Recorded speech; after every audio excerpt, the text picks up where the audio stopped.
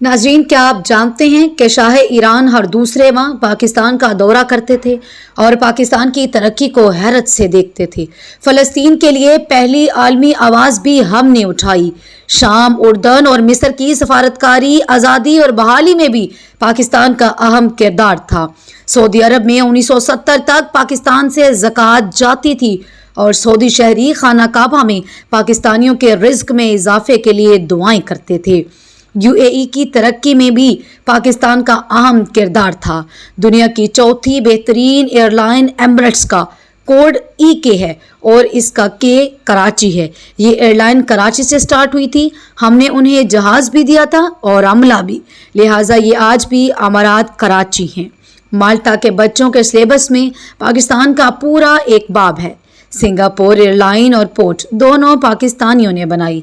Indonesia और Malaysia की अशराफिया के बच्चे पाकिस्तान में पढ़ते थे। मलेशिया का आइन तक पाकिस्तानी बुकला ने लिखा था। जनूबी कोरिया की ग्रोथ में महबूबुल हक के 5 साला मंसूबे का अहम किरदार था। भारत 1990 की दहाई में पाकिस्तान से बिजली खरीदता रहा और मनमोहन सिंह ने शाइनिंग इंडिया का पूरा मंसूबा पाकिस्तान से लिया था। दुनिया की 3 बड़ी इंजीनियरिंग फर्म्स ने 1960 की दहाई में कंस्ट्रक्शन बनाकर मंगला डैम की बीट की थी और हार्वर्ड यूनिवर्सिटी की इंजीनियरिंग क्लास के तालिबे इल्म जहाज़ भरकर मुताले और मुशाहदे के लिए मंगला आते थे और इस मंसूबे को हैरत से देखते थे। मुस्लिम दुनिया के 27 मुल्कों के फौजी अफसर पाकिस्तानी अकेडमी में ट्रेंड हुए और बाद अज़ां अपने अपने मुल्कों में आर्मी चीफ बने। यूएई के फरमारवा ज़ैद बिन सुल्तान अल नहान 1970 की दहाई तक पाकिस्तान के दौरे पर आते थे। उनका इस्तकबाल कमिश्नर रावलपिंडी करता था। हमारे वजीर भी एयरपोर्ट नहीं जाते थे और सबसे बढ़कर 1961 में जब अयूब खान अमेरिका के दौरे पर गए तो पूरी अमेरिकी काबीना ने सदर जॉन एफ कैनेडी समेत एयरपोर्ट पर उनका इस्तकबाल किया और सदर अयूब खान एयरपोर्ट से व्हाइट हाउस खुली गाड़ी में गए और सड़क के दोनों साइडों पर अमेरिकी अवाम फूल लेकर खड़े थे और पाकिस्तान जिंदाबाद, वेलकम वेलकम के नारे लगा रहे थे। नाज़रीन, पाकिस्तान ने एक दौर ऐसा भी देखा है जब दुनिया हैरत से उसकी तरफ देखती थी और ये जर्मनी और जापान जैसे मुल्कों को कर्जे और इमदाद देता था। लेकिन फिर इस मुल्क पर एक दौर ऐसा आया जिसमें हम $1 अरब के लिए दुनिया के दरवाजे पर भिखारी बनकर बैठे और दुनिया में हमें गरूर और नफरत से देख रही है। एक वक्त था जब हम वीज़े के बगैर पूरी दुनिया में सफ़र करते थे और एक वक्त अब है जब हमें अफ़गानिस्तान के वीज़े के लिए भी कतारों में खड़ा होना पड़ता है। ऐसा क्यों हुआ? क्या कभी हमने सोचने की जहमत की है?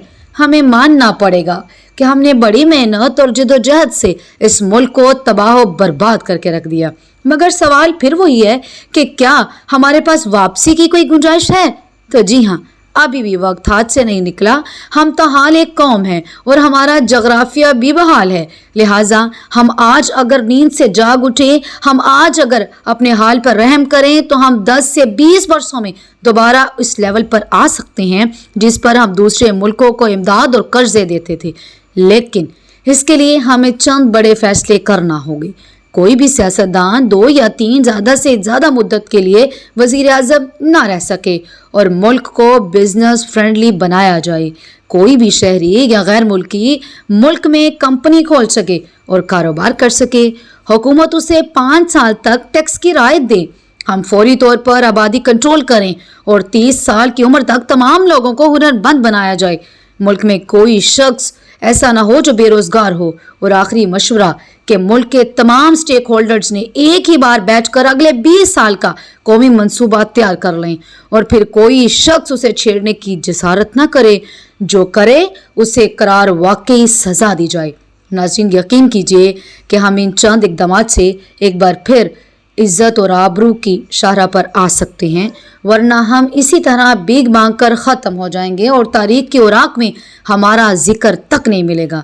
आखिर में दुआ है कि अल्लाह ताला इस कौम पर, इस वतन पर अपना रहम और करम फरमाए। आमीन।